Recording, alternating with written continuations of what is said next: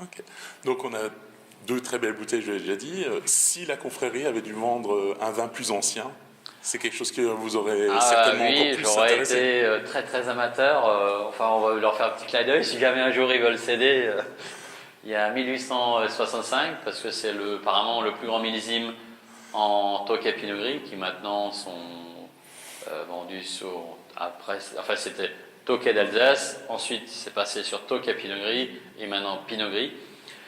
Donc 1865, ça me vaut très bien, parce que sur Gvir, ils disent tous c'est le plus grand vin qu'ils ont goûté chez les anciens, et il y en a encore quelques flacons à la confrérie. Et sinon, je ne veux pas dire le Graal entre guillemets, c'est le 1834, qui est un millésime équivalent climatiquement à 2015. Donc les amandiers en 1834 fleurissaient le jour de Noël au Mandelberg. En 2015, sur Orschwir, ils ont fleuri le 2 janvier, ou le 1865, ça fleurissait à Nouvel An. Et en équivalent, il semblerait que c'est les 2003 qui sont millésimes, donc l'année que les gens ont retenu caniculaire pour nos générations. Et quand on goûte ces vins-là maintenant, sur les vignerons ou les vignetés équilibrés, c'est des vins où l'horloge du temps, le mécanisme de vieillissement, est basé sur d'autres critères.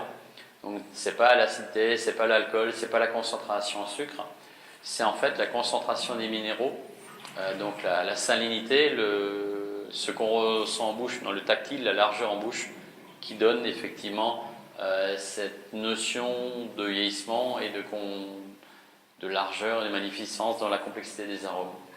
Et quand les gens ont la chance de goûter ce type de vin, que la personne soit amateur ou pas amateur, parce que quand on fait des dégustations, il y a des gens plus avertis que d'autres, ou des gens soi-disant avertis et d'autres pas, mais les grands vins restent magiques, il n'y a même pas besoin de faire trop de commentaires, l'émotion est là et la mémoire reste.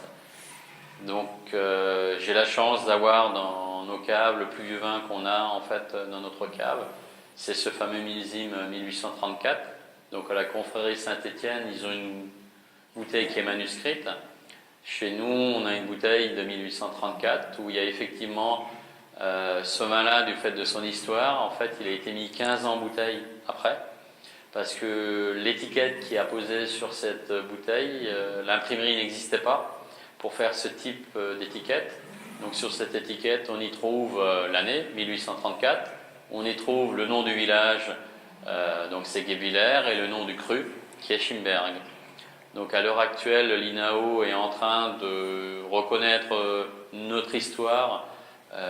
Donc on est en cours de classification des 164 premiers crus, qui est en cours de dégustation. Et ces bouteilles, ces vieux flacons sont justement des éléments pour bien montrer que ça fait partie de notre patrimoine. Et c'est uniquement les guerres qui ont fait qu'on a perdu à un moment cette identité. Du fait, d'abord il fallait vivre et refaire, et dès qu'on a un temps de paix, naturellement, en Alsace, la notion de cru reprend sa place. Donc ce vin-là, ce 1895, ne sera pas gardé en fait, on gardera la bouteille où il y a en plus une très belle étiquette, mais elle sera partagée et consommée pour comprendre justement ce vieillissement. Et ça me permettrait de garder encore la 1834. Mais vivement les 80 ans de la confrérie pour qu'ils revendent quelques peut-être vieilles bouteilles, et il y aura peut-être les gens qui vont goûter, après ils vont, je pense, on s'associera ensemble pour acheter peut-être une autre bouteille si ça va se libérer.